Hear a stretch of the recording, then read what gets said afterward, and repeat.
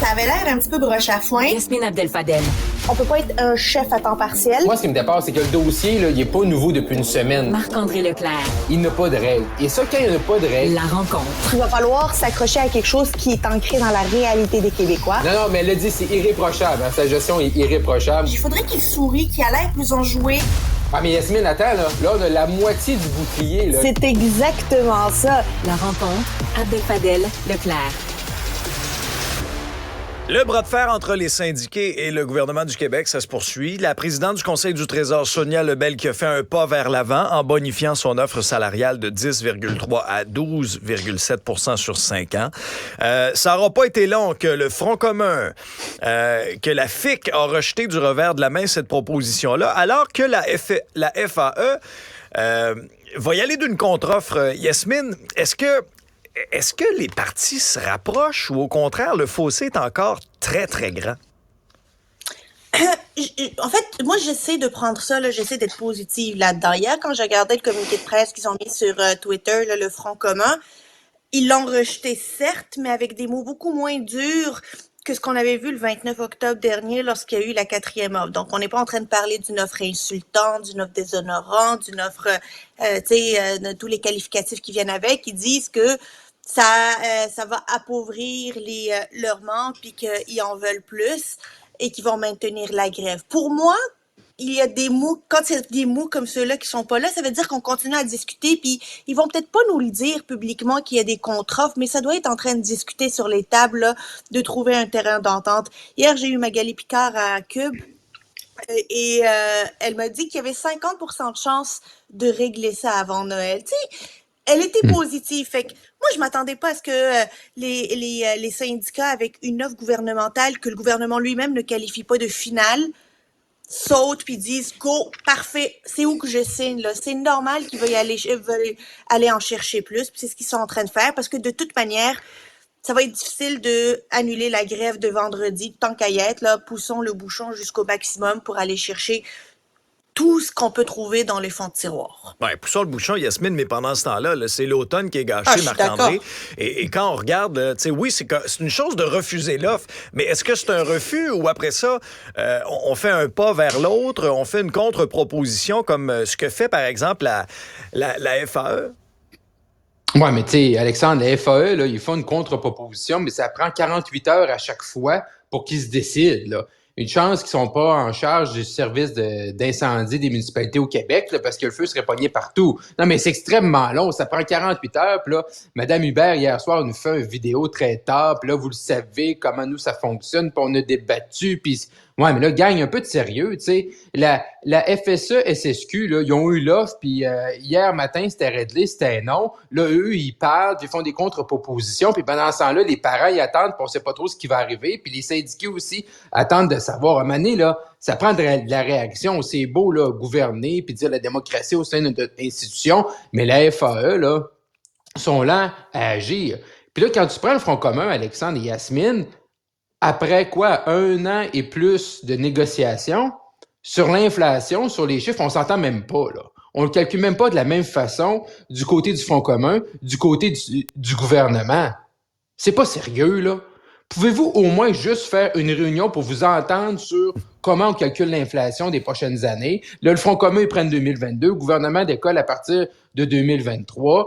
Fait que là, à un moment donné, on parle même pas de la même chose. Puis troisième élément également, ben qu'on le dise donc, là. Tu sais, l'école avant les fêtes, là, pour les écoles, là, avec la FAE, là, on oublie ça. C'est fini, c'est pas notre objectif. Au moins les parents, puis les syndiqués, puis tout le monde pourront se préparer en conséquence. Parce que là, vraiment, là, on essaye peut-être de sauver la semaine du 18, là, mais clairement, c'est pas dans les attentions de personne. Madame Lebel, elle dit hier, elle dit, elle veut signer d'ici la fin de l'année. Dans le fond, on essaye de sauver la rentrée scolaire 2024, mais pour les écoles de la FAE, là, on s'entend que cet automne, là, c'est pas mal terminé, là. Puis on s'entend que quand ils disent là qu'ils veulent viser la semaine du 18, là, on va le dire, là. La semaine du 18, ils regardent des films, mangent des cannes du Père Noël, là, puis ils font pas grand-chose, les écoles primaires, là. C'est pas la semaine où tu fais le plus grand apprentissage de ton année, là. C'est une semaine où pas mal tous les cerveaux, incluant ceux des profs, sont à off, là. Fait que rendu là, ça sert à rien de vouloir sauver la semaine du 18 décembre. Là. Juste négocier, entendez-vous avant Noël, puis faites en sorte que lorsqu'on va commencer 2024, ça va être derrière nous, puis on l'aura oublié. Oui, parce qu'il y a, Ouais, puis là, personne... Oui, vas-y, Marc-André. Moi, je voulais dire, en plus, hier, là, on a eu quelques sorties là, de tous les conseils d'établissements, d'écoles, de centres de services, que là, redémarrer la machine, là, ben là, c'est long. Là. Fait que là, même s'il y avait une entente ce matin, ben là, non, là, ça prend du temps. Là, faut que tu ramènes les chauffeurs d'autobus, les brigadiers scolaires, toute la patente, à partir de tout ça, comme si l'école avait jamais existé, là. Fait que, tu sais, pas de stress. Non, pas de stress. Pas de stress, certain. Mais en même temps, Marc-André, tu sais, le syndicat sait qu'il a l'opinion publique derrière lui. Oui. On l'a vu même dans le sondage, là, le dernier sondage léger, ça va pas très bien pour la CAQ. C'est une position qui est intenable. Il n'y a pas un stratège politique de la CAQ là, qui souhaite que la discussion autour de la dinde de Noël cette année, puis on y faisait référence dans un épisode précédent, soit le bras de fer avec les syndicats du secteur public. Alors, d'un côté, tu as le gouvernement qui a tout intérêt à régler avant les fêtes, puis de l'autre côté, ben, tu as les syndicats qui ont le gros bout du bâton, qui veulent faire des gains importants. Il y a un rattrapage important à faire, moi j'en conviens. Mais le rapport de force, il est clairement dans le camp syndical, Marc-André. Oui, clairement. Puis là, pour la discussion autour de la dinde, puis des attaquas, là, ben pour la CAQ, là, c'est foutu. Là. Ça va être ça la discussion. Qu'il y ait un règlement ou pas, là, ça l'a assez traîné. Hein? Il y a eu assez là, de ping-pong, de on fait ci, on fait ça, les salaires, les kings, tout ce qu'on a vu dans le sondage de hier, que la discussion autour de la dinde, là, en termes d'actualité de l'automne 2023, ça va être pareil, les négociations, qu'on les signe aujourd'hui ou qu'on les signe pas d'ici le 24 décembre. Là. Monsieur Legault, il est prêt avec ça. Il va être au cœur des discussions, des échanges de cadeaux de tout le monde. Fait que ça, c'est malheureux pour la CAQ, mais ça, ils l'ont perdu l'automne. Ils ont perdu ce combat-là, mais il faut qu'ils trouvent une façon de signer, de s'entendre. Puis l'opinion publique, là, à ce moment-ci, là, à 2 semaines de Noël, ils vont pas la faire changer de bord. Là. OK? Ils se sont pognés avec ça. Fait qu'ils arrêtent de tu sais, le gouvernement, là, même s'ils veulent faire des campagnes pour essayer de changer ça, là, pour eux, là, c'est foutu, là. Yasmine? Ouais, le gouvernement a besoin maintenant juste de régler cette situation-là, puis arrêter de réfléchir à l'impact réputationnel que ça va avoir sur lui à court terme. À court terme, Exact. ça peut pas être pire. C'est déjà au point mort, là, d'un point de vue des intentions de vote. S'il peut à tout le moins aller chercher quelques gains d'agilité, ça lui permettra potentiellement de relancer son gouvernement puis de démontrer à la population qu'il a amélioré le système d'éducation à terme, par exemple, ou le système de santé à terme, parce que c'est un des premiers reproches des insatisfactions de la population. Si le gouvernement est capable de faire cette démonstration-là, que tout ça n'a pas été fait pour rien, parce que c'est ça que la population a peur, là. C'est qu'on a été en grève, qu'on a été sous tension pendant plusieurs semaines pour strictement rien. Le gouvernement, maintenant, a une obligation de démontrer que c'est pas le cas. Et la seule manière de le faire, c'est de sacrifier les prochains jours, prochaines semaines pour arracher quelques gains des syndicats parce que ça va pas se régler d'ici la fin de l'année scolaire. Et probablement d'ici Noël, mais d'ici la fin de l'année scolaire, pas vraiment. Mais Yasmine, c'est super important ce que tu dis parce que autant les syndicats que le gouvernement vont se ramasser avec le fardeau. Le fardeau de peu importe l'entente qu'ils vont signer. Parce qu'au moment où ils vont signer une entente, là, après des semaines de turbulence, là, ça veut dire que les deux parties vont être d'accord avec ça. Là. Mais là, à partir de ce moment-là, une fois qu'on signe en bas, qu'on pèse fort 3 copies, là, dans 6 mois, là, moi, je veux pas entendre de syndicats chialer que ça marche pas. Là. Dans 6 mois, moi, je veux pas entendre le gouvernement nous dire que ça fonctionne pas. Là. Une fois qu'ils vont se savoir entendus, que les jeunes vont avoir été à la maison pour plusieurs depuis le 21 novembre pendant presque 2 mois, peut-être si on s'en va à la rentrée scolaire 2024, je veux plus rien entendre, là. Hein? Une fois que tu signes, là, puis tu as fait ce combat-là, de part et d'autre, ça veut dire que là, on a fait la meilleure signature, la meilleure entente qu'on pouvait pour les 50 prochaines années, puisque c'est dans le combat qu'on est actuellement. Fait que si on le fait, là, après ça, moi, je veux plus rien entendre. Puis je veux que ça roule dans les écoles, puis je veux que le gouvernement roule également. Si on est dit, on va sacrifier là, les jeunes actuellement pendant 2 mois, parfait. Mais après ça, je veux plus rien entendre. Ouais, j'ai bien hâte de voir les impacts, effectivement, sur les jeunes qui n'auront pas mis les pieds à l'école, surtout les jeunes en difficulté scolaire. Là.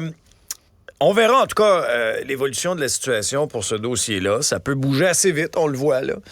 Autant où des fois pendant des jours et des jours, j'ai trouvé ça très très lent. Autant où j'ai l'impression que depuis quelques jours, au moins le canal de communication, il est ouvert. Parlant de communication, c'est important de choisir les bons mots lorsqu'on s'adresse aux gens. Et à l'Assemblée nationale, on a déjà vu dans le passé des épisodes d'insultes. Rappelez-vous de Jean Charest avec notre collègue Elsie Lefebvre.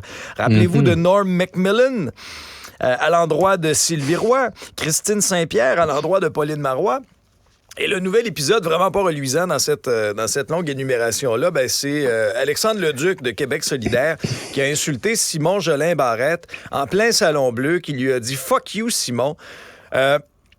Yasmine, sincèrement, je trouve ça indigne d'un parlementaire de tenir de tels propos à l'intérieur de l'Assemblée nationale. Si tu sais pas gérer tes émotions, va prendre une marche. Mais, tu sais, élève-toi au-dessus de ça. C'est tellement vulgaire. C'est tellement indigne du Parlement, indigne de ce que un député puis l'Assemblée nationale représente pour nos institutions démocratiques. Bon, il s'est excusé très rapidement après, là, ça n'a pas pris beaucoup de temps pour qu'il s'excuse. Simon Jolin Barrette a accepté les excuses. Mais pour moi, c'est un symptôme d'à quel point les couteaux sont tirés, que le monde est fatigué puis qu'il se contrôle plus et que ça vole tellement bas à l'Assemblée nationale. C'était bien de voir par ailleurs Simon Jolin Barrette avec les libéraux et autres dénoncer en chambre d'une même voix ces propos-là. Mais je ne sais pas quelle mouche a piqué Alexandre j'ai oublié son nom de famille. Le Duc. Alexandre Leduc. Alexandre Leduc. Il est d'habitude plus calme que ça. Ça doit être venu le chercher très profond pour qu'il s'emporte de la sorte. Est-ce que c'est en lien avec sa conjointe? Peut-être, là. Hein?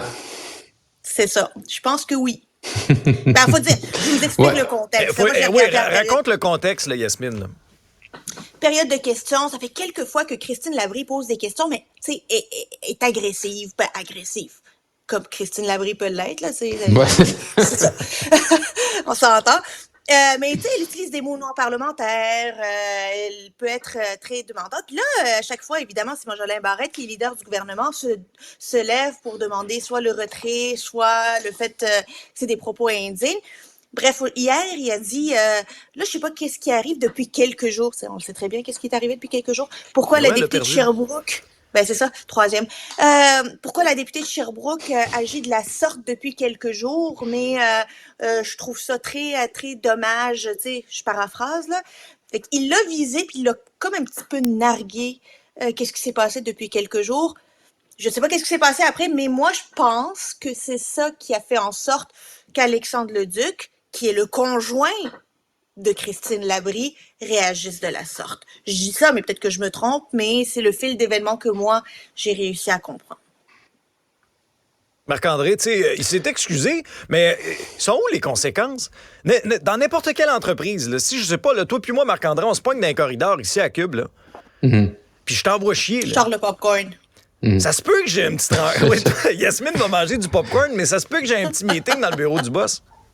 Ça se peut que j'ai des conséquences. Pas grave à l'Assemblée nationale de dire « fuck you, Simon », puis d'envoyer chier un collègue, un leader parlementaire? Non, ça là, c'est pas grave. Je pense pas que M. Nadeau-Dubois ou Mme Lessard-Terrien vont le réprimander, vont lui savonner les oreilles. C'est ça que je trouve grave, moi. Sauf que ça, on veut des politiciens qui sont vrais. Ça, oui. Mais là, hier, ça manquait vraiment de classe. C'est pas vraiment chic. Si t'es pas capable de contrôler tes émotions, va faire d'autres choses dans la vie. T'sais. Surtout que Yasmine se vient d'expliquer, il y a tout un contexte également. Là. M. Leduc, en plus, il est leader parlementaire, il a appuyé sa conjointe durant la course au leadership. Tout ça est tout croche. Là. Toute l'histoire est tout croche. Parce qu'habituellement, tu gardes une certaine distance quand t'es leader. Oui. Une course, là. Oui. Moi, j'ai jamais vu, dans mon expérience politique, j'ai jamais vu un leader parlementaire prendre position dans une course à la chefferie ou cours porte-parole. Habituellement, ça ne se fait pas. Encore plus dans ce cas-là où M. Leduc et Mme Labrie sont un couple. Fait que je pense que tout ça aussi, on voit que ça l'a brassé. Mme Labrie, on la voyait comme la favorite à QS. Elle a fini 3e. Et là, M. Leduc a mis un peu aussi un ombrage parce qu'hier, Émilie Lessard-Terrien était devant le congrès de l'UPA et quand même fait une annonce relativement importante dans l'histoire de QS de dire, ben là, les taxes oranges, là, on vous a compris, puis il n'y en aura plus, puis on tourne la page. C'est fini, Mais là, ça? aujourd'hui, ça, c'est fini. Ils vont pas taxer nos hier en VUS. congrès. Non, c'est terminé. Camille. Parce que, mais vous le savez, Mme Lessard-Terrien, elle a un F-150. Fait qu'elle comprend les gens. Elle comprend les gens La des régions, ruralité. la ruralité. Ben oui. Fait que là, il n'aura plus de Je suis taxes oranges. compris par Émilise Lessard-Terrien. Enfin, quelqu'un qui me comprend.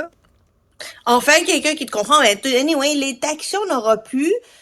Québec solidaire est en train de changer, visiblement. Il écoute la population. Moi, j'ai trouvé dommage que Alexandre Leduc ait mis de l'ombrage sur le fait que même Émilise Lessard-Terrien est arrivée au caucus hier. Elle est partie rencontrer le monde du caucus. On a comme oublié Émilise Lessard-Terrien. Mais est-ce que quelqu'un va se poser la question s'il mérite encore d'être leader de Québec Bon solidaire? point. Très bon point. Est-ce Avec une est-ce conduite qu'il comme a- ça, non. Est-ce qu'il a la crédibilité de par le fait qu'il ait manqué à son devoir de neutralité pour appuyer sa conjointe dans une course au leadership, l'émotivité dont il a fait preuve hier? Est-ce qu'il doit rester leader de deuxième opposition?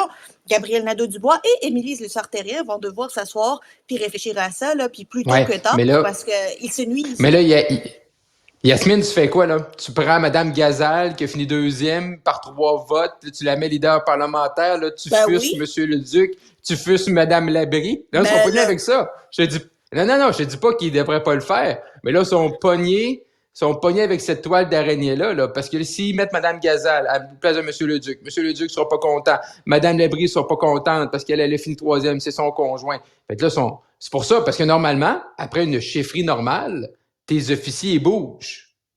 Mais là, ça n'a pas encore bougé. Est-ce que ça va pas bouger? Je suis pas certain que ça va bouger, là. Des cotons ouatés à l'Assemblée nationale puis des mots vulgaires. On élève le débat, hein, vraiment. chez Catherine QS. Dorion doit penser qu'Alexandre Leduc, lui, il se bat pour le peuple. Yasmine Un Marcandin, sacre à merci la pour fois. la discussion. Un sacre à la fois, on fait avancer le Québec. Bravo. Allez. Bye-bye.